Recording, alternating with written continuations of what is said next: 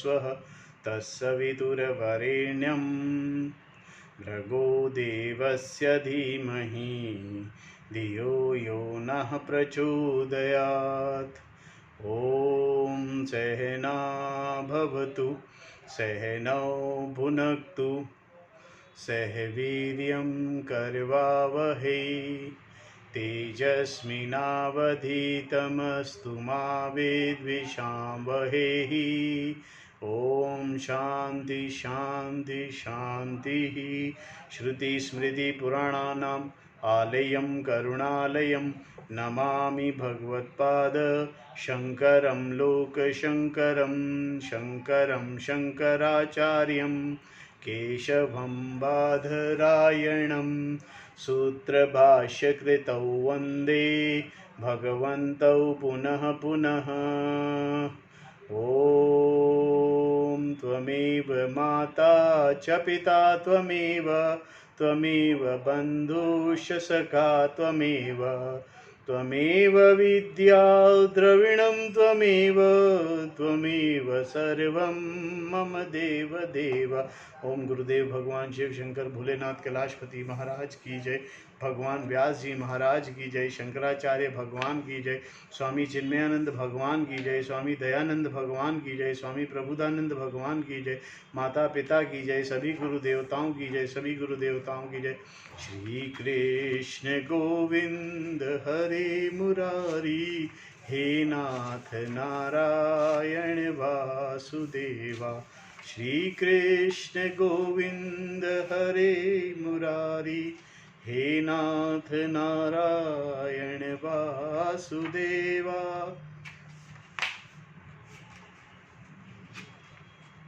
Shrimad Bhagavad Gita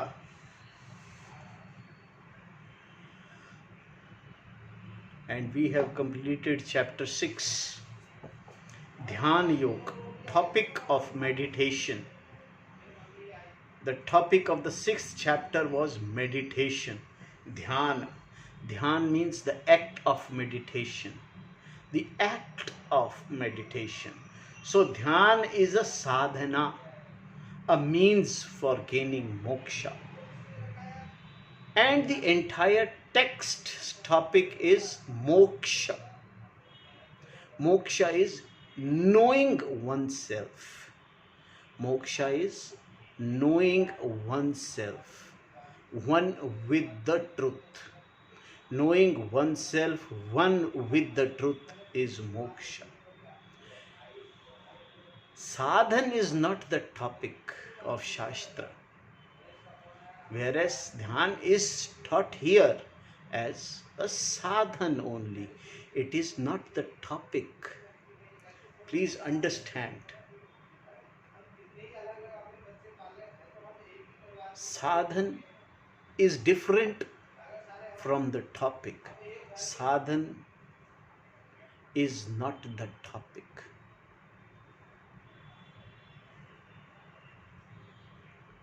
One needs sadhan to attain moksha. One needs this body to attain moksha. The body is sadhan to moksha. Text is sadhan to moksha.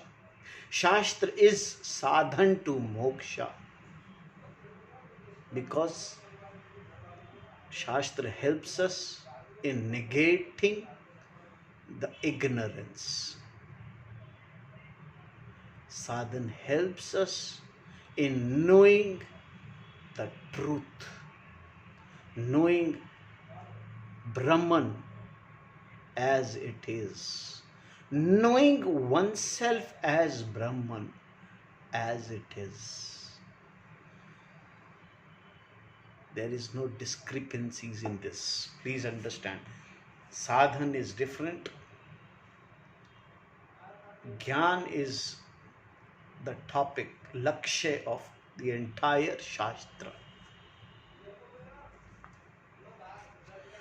So Dhyan Yoga we completed in the last class.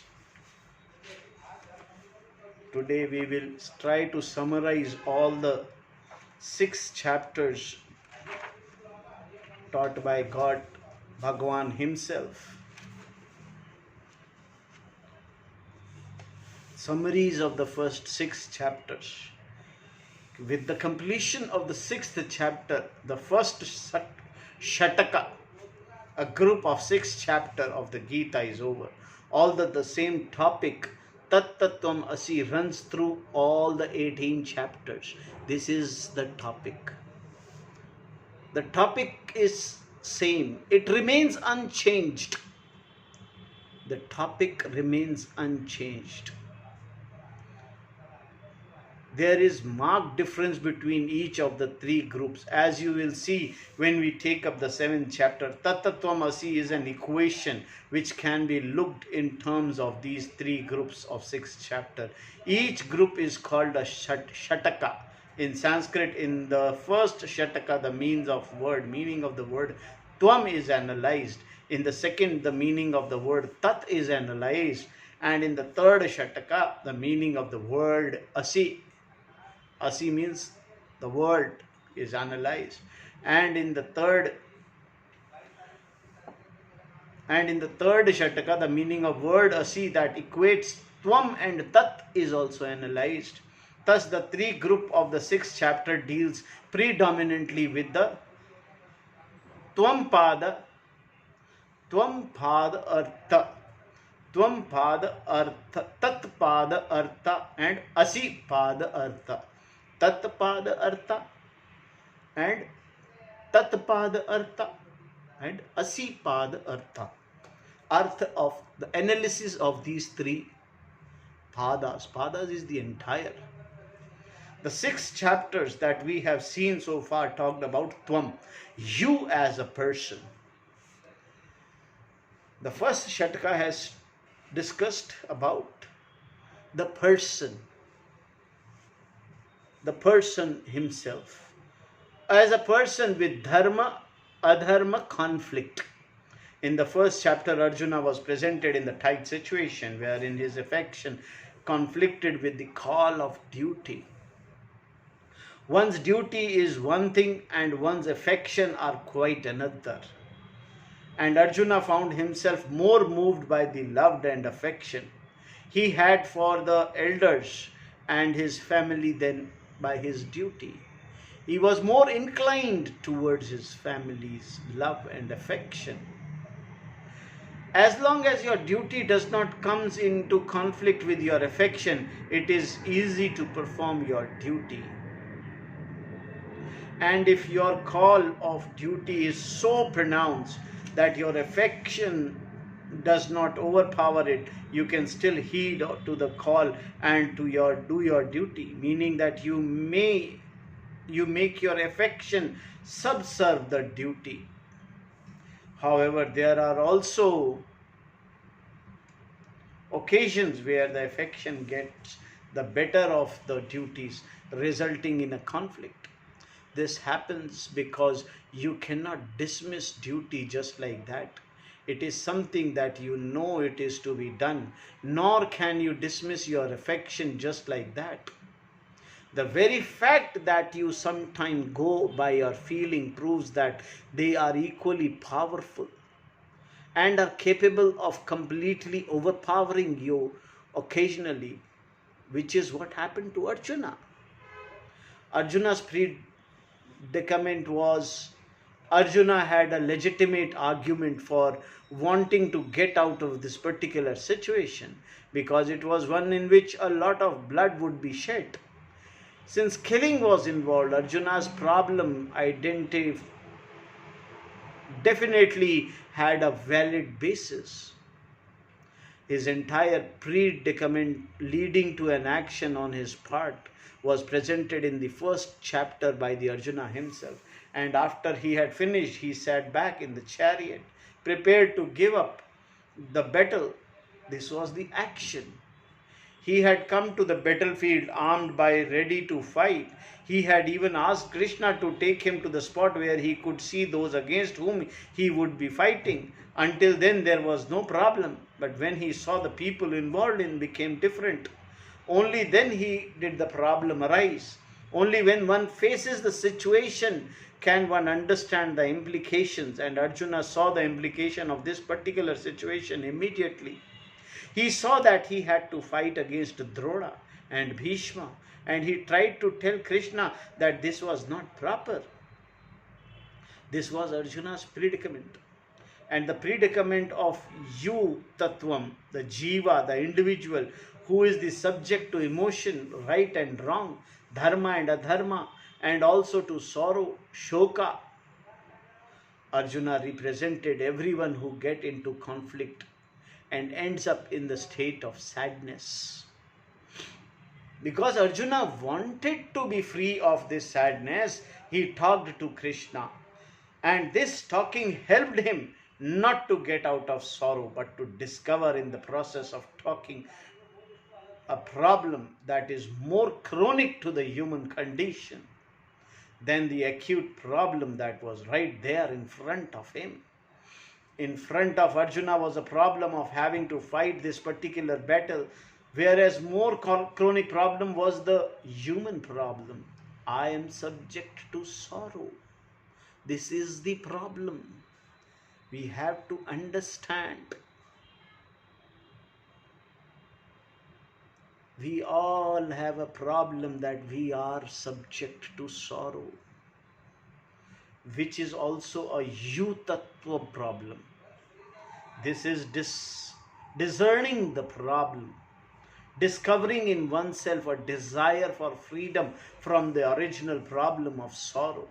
Krishna had the knowledge that could make one free. Arjuna knew this fact, but he had not drawn upon it earlier because he had no interest in it before. The first few years Arjuna's life had been spent gathering valor, marrying, and so on. Later, of course, he got involved in all the problems that resulted in his going to the forest, where he spent 13 years with no time for anything but survival and thinking about how to settle accounts with Duryodhana.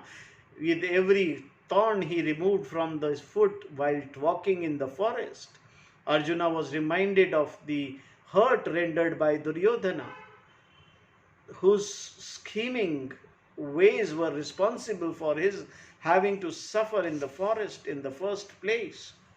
Therefore, Duryodhana was much bigger thorn for Arjuna than any of the thorns he had to remove from the feet. Arjuna had been born with a golden spoon in his mouth, yet he had to suffer this period of exile.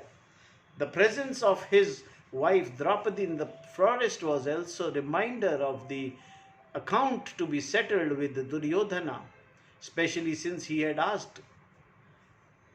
had decided not to tie her hair until the insult she had suffered had been revenged. Thus, her flowing hair would definitely have been a constant reminder to Arjuna about the need to get even with Duryodhana. Naturally, Arjuna had no time, no chance to think about Atma, Brahman or anything. Arjuna's lot is everyone's lot. This is the problem everyone is having. What is to be understood here is that Arjuna's lot is the lot of any human being whose mind is processed, seized by certain situation. This is all the meaning of Jiva, individual. The meaning of the word you, Tvam Pada Artha, that I am hurt, is you. That I am subject to sorrow is you. That I am called upon to do certain duties, having been born as a person into certain situation, is also you. And that I am not able to fulfill these duties is you as well. Why I am not able to fulfill them? Because my affections are different from my duties, which is also you. Therefore, all the problems are you problem. They are you problem alone. Arjuna recognized this problem in the battlefield. When he saw all the implication of the impending war, he knew that no one really wins the war. Both sides are always loser. Even if there is a victory, the loss is very big. Arjuna saw that this very well was clearly demonstrated when he said in so many words, even though I may get back the kingdom and have all kind of comforts and enjoyment at my command, they would all be stained with the blood of such great people as Bhishma and Drodha. Rudira pradhigadha bhogas. If in order to buy this pleasure I have to kill all these people, what a cost it is. This clearly shows that Arjuna thought that the battle was not worthwhile activity on any grounds. Having concluded that the battle was not worthwhile, his next thought was, what then is worthwhile? If you cannot see anything worthwhile, you get frustrated and become a dropout. Dropping out itself is due to frustration. The frustration comes from realizing that what is commonly pursued is not worthwhile. Nothing else being very clear, the person may just drop out of everything altogether and, taking a guitar in hand, live the nomadic life of wandering musician. A dropout can become a simple hobo also, all because of frustration. Here Arjuna's frustration was not due to a psychological problem. The problem was much more than that. Arjuna, a man of valor, a man of courage, culture and education, a man who was highly worshipped by everyone because he was already known as great man. He no longer needed to prove himself on the battlefield or elsewhere. He did not come from a dysfunctional family to have psychological problem. He was a normal person whose life was functional all the way. In fact, since he was a prince and worthy person as well, he had grown into much more than an average person. Even so, Arjuna was a person, which is what people tend to forget. Regaining the kingdom was no longer important for Arjuna. Arjuna was a human being with affections. And because of these affections, he could not see anything worthwhile about fighting. Therefore, he could not avoid the question that what is it that is worthwhile? Arjuna knew the answer of this question because he was born into a culture that had value for self-knowledge, which was why his father had gone to the forest. In fact, Arjuna also had known other people who pursued this knowledge. But even though he knew such knowledge existed, he had not been drawn to it previously for the reasons we have already seen. Now, however, we found that he had no reason to fight. That regaining the kingdom and all that went with it would not solve the problem. Attaining kingdom will not solve the problem of sorrow. If Arjuna had not known about the knowledge, he would have had no place to go and nothing worthwhile to pursue. But he did know there was a direction. He knew the problem could be solving by gaining Shreyas, moksha, and that there was no other way of solving it. He also knew that to gain the knowledge he had to become a shishya, disciple, which meant he had to have a teacher. Knowing Krishna as he did, Arjuna knew that he would find no better teacher anywhere. Therefore he said to Krishna straight away, I am your disciple. Please teach me all that is to be taught, so that I may gain Shreyas. Yata Shreyasyatad Nishchitam Bruhi Tanme Shishyate Aham Saddimam Sadhimam Tavam Prapannam. Shlok from chapter 2. Arjuna's problem is to be understood within the meaning of the word you, Tvam Pada Artha. Because the conflict belongs to you, Tvam Pada, Tvam alone. There is no problem whatsoever from Brahma Ishwar, as we shall see in second Shataka of the Gita, which talks about Tat Pada Artha. Ishwara has no problem. Individual, Jiva has the problem. The individual has the jigyasa, the desire for knowledge. Because individuality is the problem. His own individuality, I am Jiva, is the problem. I am Jiva is the problem. I am limited is the problem. Until now, Arjuna's life had been worthwhile, even though it required a battlefield.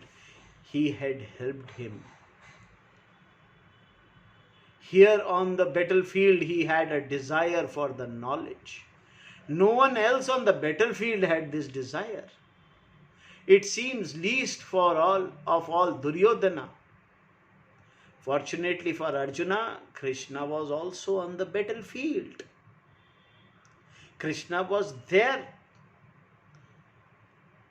for a jigyasu, right teacher. For a jigyasu, Bhagavan says, for a jigyasu, for the person who wants to attain knowledge, all sadhanas will be arranged. God Himself provides. God Himself comes to give the knowledge in form of teacher. Please understand this. This is very important. All sadhanas, all sadhans,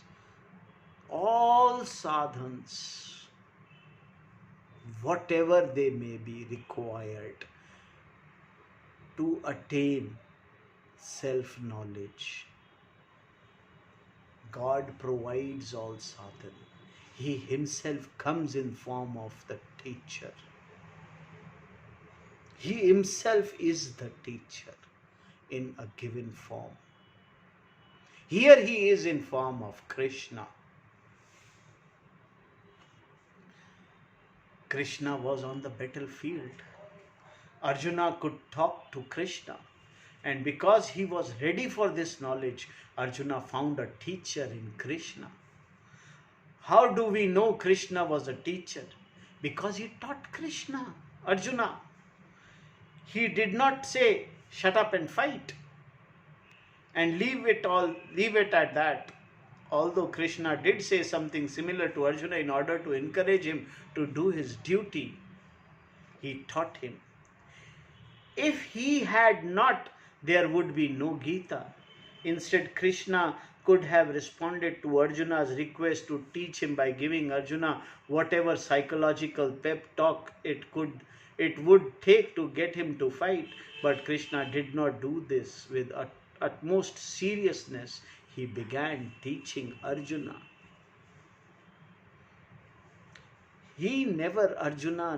Krishna never said no to the duties. He encouraged.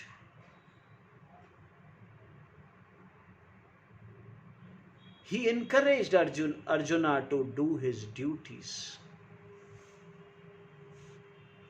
But Krishna did not do this with utmost seriousness. He began teaching Arjuna. First, Krishna told Arjuna that there was no reason for sorrow. In the second chapter, Bhagavan says, Asocyan anvasochatvam, and then proceeded to prove it. In the remaining chapters of the Gita, he told Arjuna that the wise people do not subject themselves to sorrow. Whereas Arjuna is subject to sorrow in spite of talking words that smacked of wisdom. Krishna was as much as telling Arjuna, here he was not as wise as his words would indicate. He did this so that Arjuna would listen to what he had to say. From the second chapter onwards, Krishna taught what the nature Tvam and Tat is, and then talked about connection between the two. Tat Tat Tvamasi is Vedanta. Tvam means you, which means I. You and I are one for each person. Tvam means you, which means I for each and every person. So there is no difference. Therefore, the nature of I is the meaning of the word Tvam in Mahavakya. Tatta Tvam Asi. Tatta Tvam Asi is the Mahavakya. Vedanta is nothing else but Tatta Tvam Asi. There is nothing else. The statement that reveals the identity between the Jiva and the Brahman. The first 6 chapters of the Gita, Krishna analyzed this Tvam Pada, the word you meaning I and all that is connected to it. And how did he begin? By saying that Atma is neither the subject, Karta, nor an abject, Karma. Atma is neither the karma nor the karta. The subject oneself to sorrow, one should be either a karta and the subject, or karma, an object.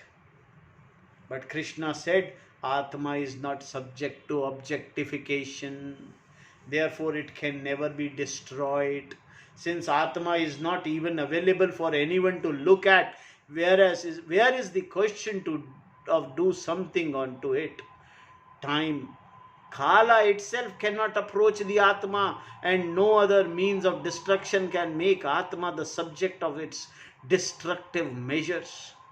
Atma is therefore definitely not an object, karma.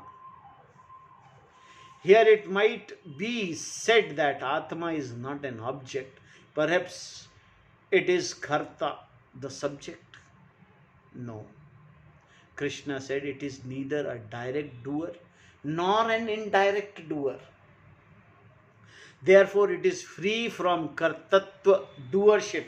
It is neither doership nor enjoyership, nor does it have the status of being an object to anything else. All that is there is Atma, Krishna said. Atma that is free from everything and therefore free from sorrow.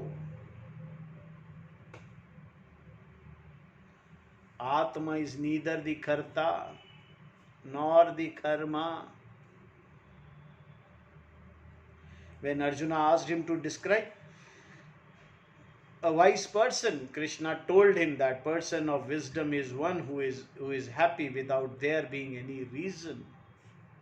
Knowing the nature of Atma, the Swarupa of Atma, such a person is free from any limitation being identical with the Brahman. The person who is happy without any reason, the happiness is the self. There is no reason to be happy. One is happy. Ananda. That is my Swarupa.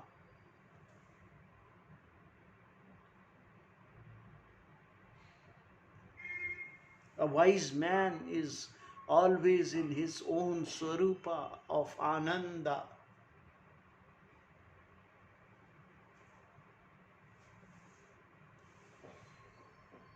Because such a person is free from any limitation.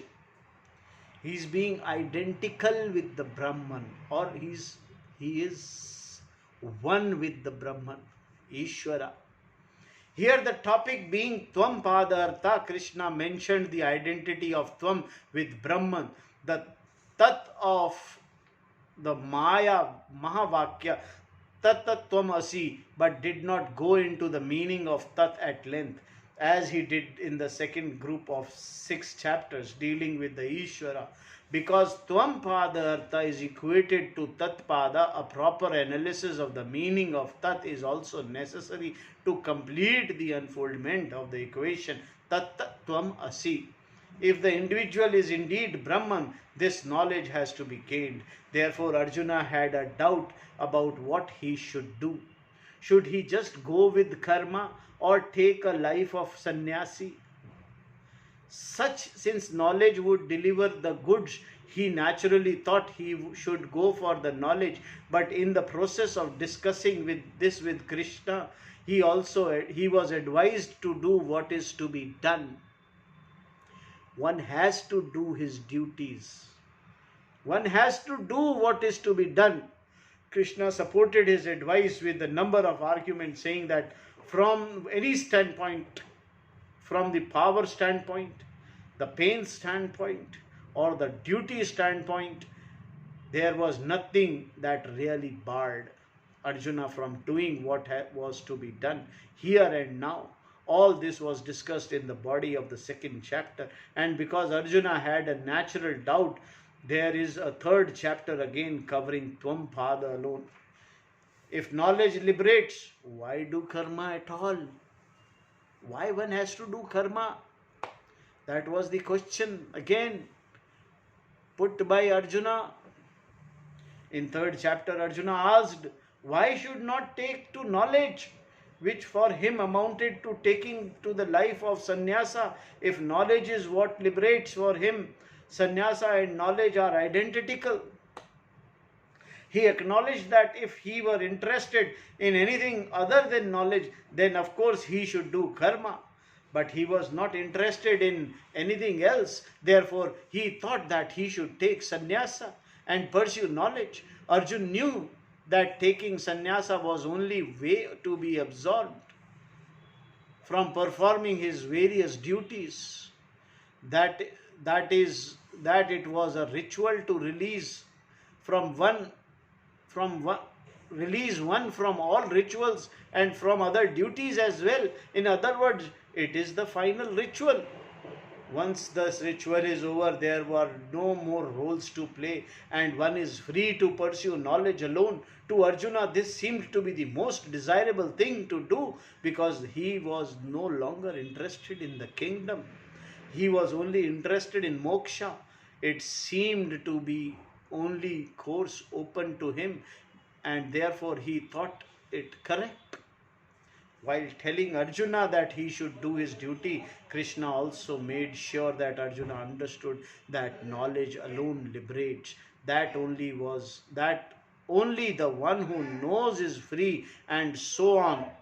Naturally, then Arjuna wanted to know and to know thoroughly. From his question, however, it was clear that he had some insight, but that his understanding of karma and sannyasa was not at all clear.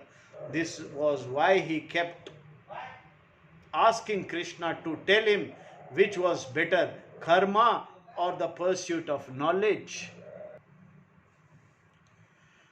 It seemed to Arjuna that Krishna was contradicting himself, praising knowledge as the means of liberation, and at the same time asking him to fight.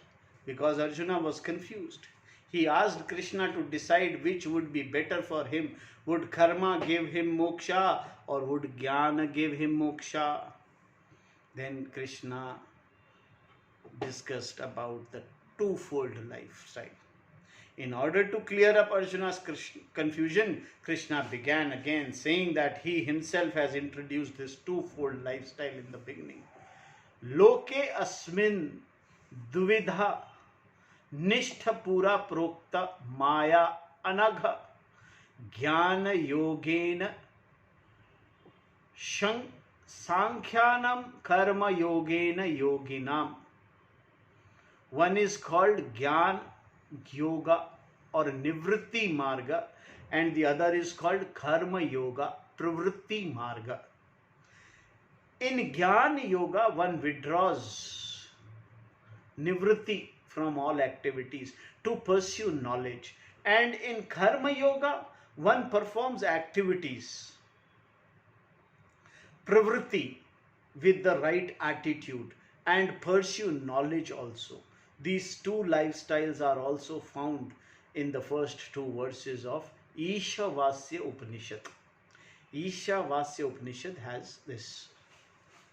Having told Arjuna all this, Krishna described Karma Yoga, repeating what he had already said in the second chapter. He told Arjuna that Karma Yoga is a means for moksha. That is not something opposed to moksha, nor is it opposed to sannyasa. Rather, it is another way of gaining moksha, a way that is available for those who are not prepared to live the life of sannyasa. The lifestyle known as sannyasa is not an easy one. Why? Because in sannyasa you do not have a field wherein you can express yourself, and being able to express yourself is what helps you to mature. Therefore, it is preferably to be in the field, the world, and live a life of relationship with it. Relationship means playing various roles in the world, whereby you get rid of ragas and dveshas. This is why Krishna talked about Karma Yoga predominantly in the third chapter. For whom is this Karma Yoga? Not for Ishvara. It is for the Jiva. Tvam Padartha Krishna as Ishvara. Krishna told Arjuna that what he had been telling him had been coming down throughout the ages. He had given this vision to humanity through the great sages, a few of whom Krishna named at the beginning of the fourth chapter. Many kings knew it and all the rishis knew it. Even so, it is not easily available, which is why Duryodhana are so many. On hearing this, Arjuna had a problem again. Krishna had said that he had taught those who have lived at the beginning of the creation, like Vivasvana and others. How could this be? Krishna has a contemporary. Krishna was his contemporary. What was he talking about? Therefore, he wanted to know who this Krishna really was. In reply, Krishna told him that they both had number of births, and that he, Krishna, knew all of his births, whereas Arjuna did not. Bhuhani mi vyatitani janmani tvacha arjuna thani aham veda sarvani natvam vitah parantapa. Chapter 4, 5th verse. In other words, if Arjuna knew himself, he would be as free as Krishna.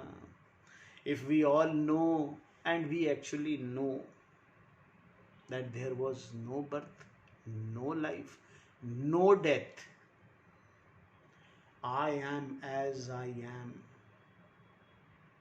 Tat tat tvamasi. Krishna then told Arjuna that he, Krishna, was not an ordinary jiva, and that he was an incarnation of Ishvara. In other words, an avatara. Even though he was available empirically in human form, he did not subject himself to the empirical rules of reality, and therefore he was not born of karma.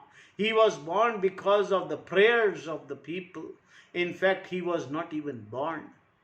Knowing he is never born, he simply assumed a body, renouncing the doer. Krishna also told Arjuna that this was not only true for him, but it was true for Arjuna as well.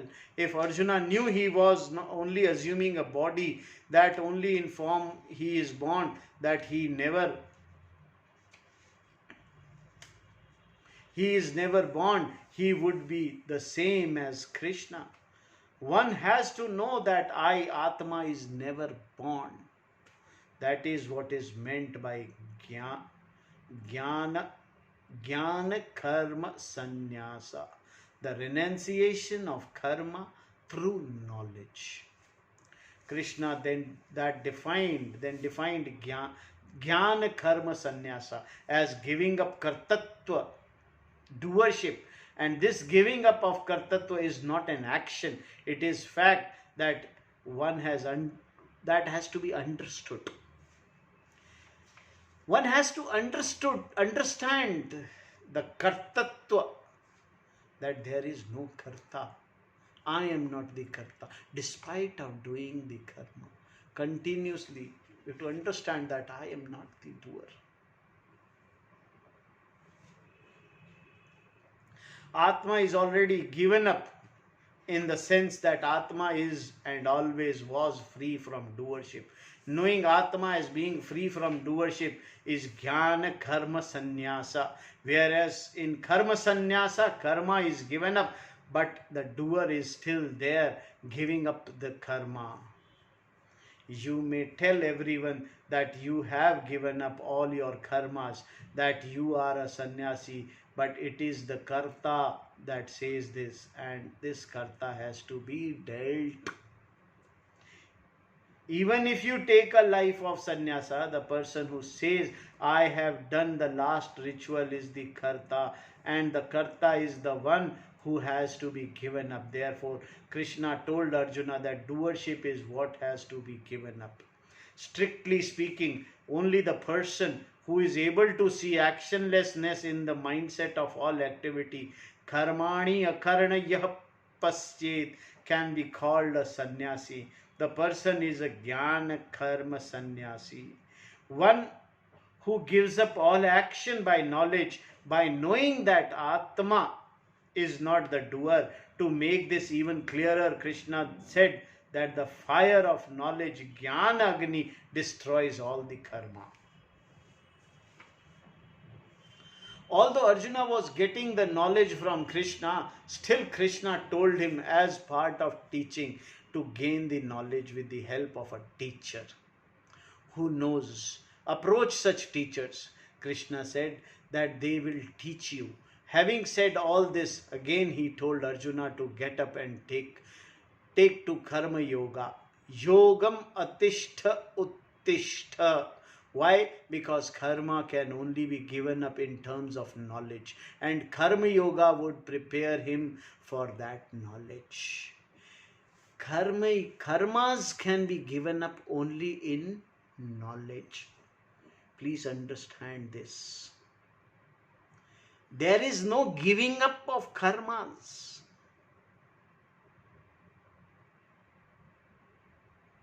The knowledge of karta, kartatvam, is to be understood. That understanding helps in jnana karma sannyasa. Therefore, it is not karma sannyasa that is important, but jnana karma sannyasa. What the difference between the two is to be clearly understood here. Only karma sannyasa is not worthwhile at all.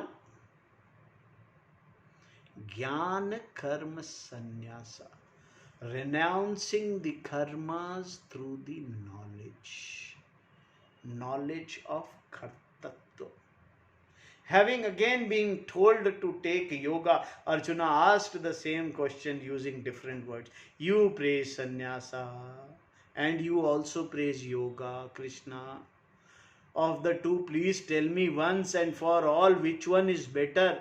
Sannyasam karmanam Krishna punaryugam cha samnyasi yata shreya Tyo ekam tat vibhurahi sunnishchitam. Here Arjuna was saying that now he did not think that Krishna was praising both sannyasa and karma, but that he still had a problem. He still wanted to know which one would give him shreyas, moksha. From this, we see that Arjuna was still beating the same drum, still harping on the same string of doubt. Therefore, once again, Krishna told him that both lifestyles give moksha. But because sannyasa is not as simple as giving up all one's activity, the life of sannyasa cannot be of any use to a person who is not prepared for it. Contemplativeness does not come by sheer will alone. In fact, the will does not come into it at all. There is no chance.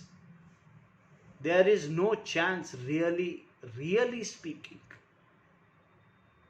Krishna was telling Arjuna here that he could take to sannyasa if he wanted to, that no one could stop him. But whether he would be a sannyasi is a temperament. Indisposition was anyone's guess, whereas karma yoga would be no way deny him the knowledge. In time he would reach Brahman. Yoga yukta muni brahmanachirena abhigacchati. Krishna went on to say that the one who is endowed with the yoga is one whose mind is purified, and therefore there is mastery over the sense organs. This is the preparation needed for knowledge to become very clear to the person. Then the person knows that the self is the self of all beings and all beings are in the self. Once the person recognizes this fact, then even though he or she performs action, the person is not affected by the action, which is renunciation of action by knowledge. Therefore, one is aiming to be tattvavit, knower of the truth. And to become a tattvavit, there is a choice of lifestyle. But it is really not much of a choice. In other words, if one prefers to live a life of sannyasa, thinking it will be more convenient than a life of karma yoga, then one had better become a karma yogi, Krishna was saying. Whereas the moment one thinks one does not require sannyasa, then one can become a sannyasi.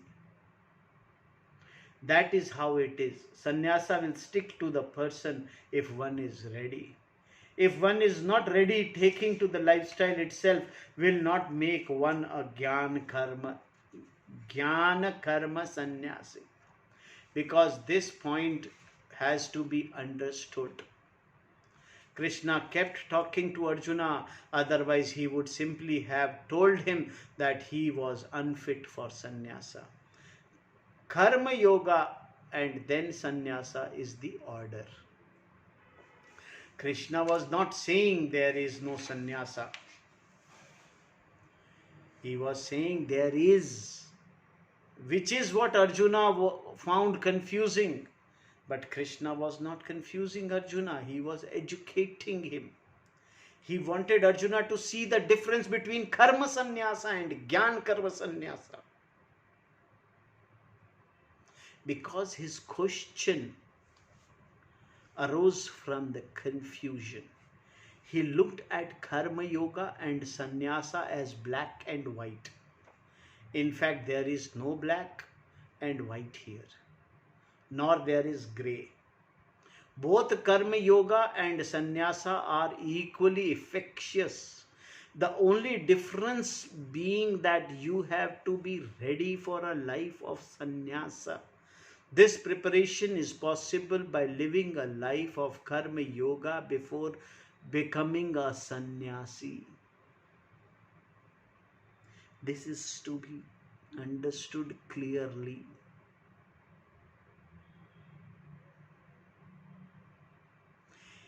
If you take to sannyasa before you are ready, then as a sannyasi, you will still have to make yourself ready.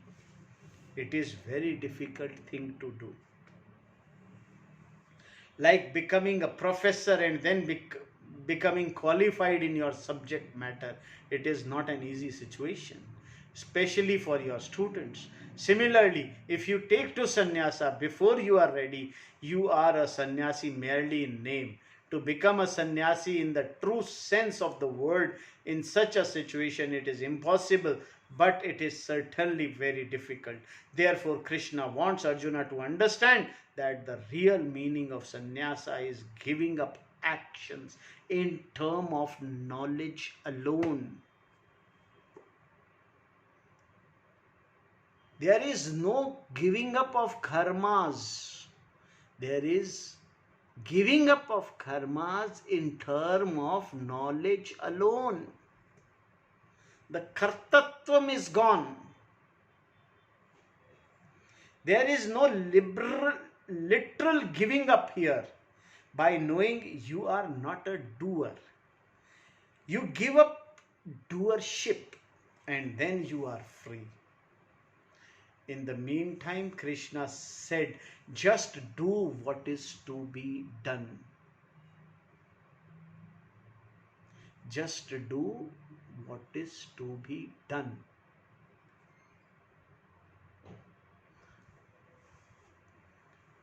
Without being excited or restless about what you are doing or not doing. And in time, this knowledge, this sannyasa will be gained. For whom is the sannyasa? Is it for Ishvara or for Jiva?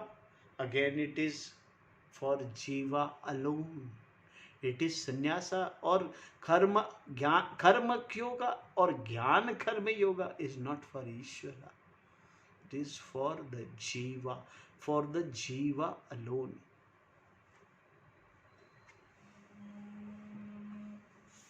Meditation. At the end of the 5th chapter, Krishna introduced the topic of meditation, the predominant subject matter of the 6th chapter.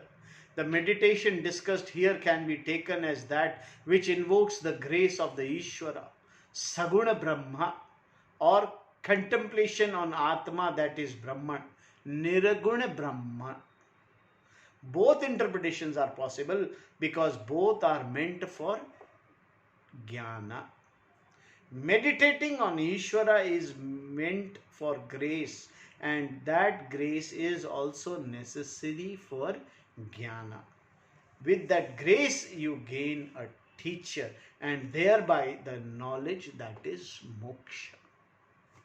If you already have a teacher and have done Shravana and Manana, then you can live a life of contemplation, meditation, Nididhyasana. How you sit in meditation was also pointed out in this chapter. All this, the meditation and what presides it, is for the Jiva alone.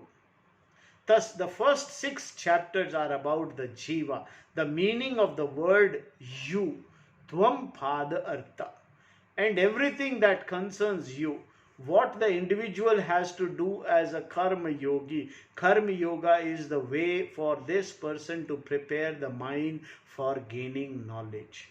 That there is knowledge to be gained, that there is sannyasa also. All these are relevant in Tvam Pada Artha alone. The nature of this Tvam Atma was revealed as being free from either a subject, karta, or an object, karma, and was equated to Ishvara, Tat Pada Artha. Because Tvam and Tat are equated in the analysis of the meaning of the word Tvam, Ishvara, Tat also has to be analyzed. Who is this Ishvara? How can I be Ishvara? Because there is doubt about validity of the equation. Ishvara is analyzed in the next 6th chapter. Even though every chapter talks about the equation, the predominant topic of these next 6 chapter is Ishvara, the Lord. The basis of Arjuna's fear. In the 11th chapter, Arjuna gained a cosmic vision of the Lord with the grace of Krishna. Although Arjuna gained this vision, it was not total because he did not included himself in it. And because he makes this distinction between himself and the whole, there is fear. Arjuna's fear was so great when faced with the cosmic vision of Ishvara that he begged Krishna to revert to his human form. He found the old form, the one with the whip in hand, much easier, more pleasant to deal with. whereas in the cosmic form, the whole world was being devoured by Krishna. All the beings that one could possibly imagine were between the molars of Ishvara, hanging there in the jaws of Ishvara, in the jaws of time. All the jivas are being ground to powder, as it were. Arjuna saw all this. Naturally, then he was very frightened. Why? Because he excluded himself from the cosmic vision, meaning that he excluded himself from the whole, and because of that, he was overwhelmed by the whole. Concluding the second Shataka, called Ishwar Shataka, Krishna talked about devotion of Ishwara, Ishwara Bhakti. The topic of the 12th chapter, the third Shataka, the remaining sixth chapter of the Gita begins with Krishna telling Arjuna that between him, Arjuna, and Ishvara, there is an identity. This identity is represented by Maya, Mahavakya, Tatattvamasi, by the word Asi, and is analyzed in the last sixth chapter. What is this identity? What brings it about? And so on are analyzed. Again, Krishna went into the means for this knowledge, the value and variety of the other topic. This is because although the identity between the Jiva and Ishvara exists, it is not recognized. Therefore, the means that are to be used to bring this identity about, the terms of knowledge, is discussed from 13th chapter onwards. In this way, the three words Tat Tat Tvam Asi are each analyzed in the three Shatakas. We have already seen the first 6th chapter dealing with Tvam Pada. Now, from the first verse to 7th chapter onwards, from the first verse of the 7th chapter onwards, we will see the second group of 6 chapters. The topic is Tata, Ishvara. Till now the topic was Tvam, you, meaning I. From 7th chapter onwards, the topic will be Ishvara. And as a whole, the topic is only one, moksha. The entire Gita is on self-knowledge, knowledge about oneself. There is no other, nothing else to know. There is nothing else to know. Everything else is evident through the sense organs. Only self is self-evident, which is to be understood. Only the self which is self-evident is to be understood. We are mistaking this self. Now this self is to be understood, and that understanding is called moksha. In 7th chapter,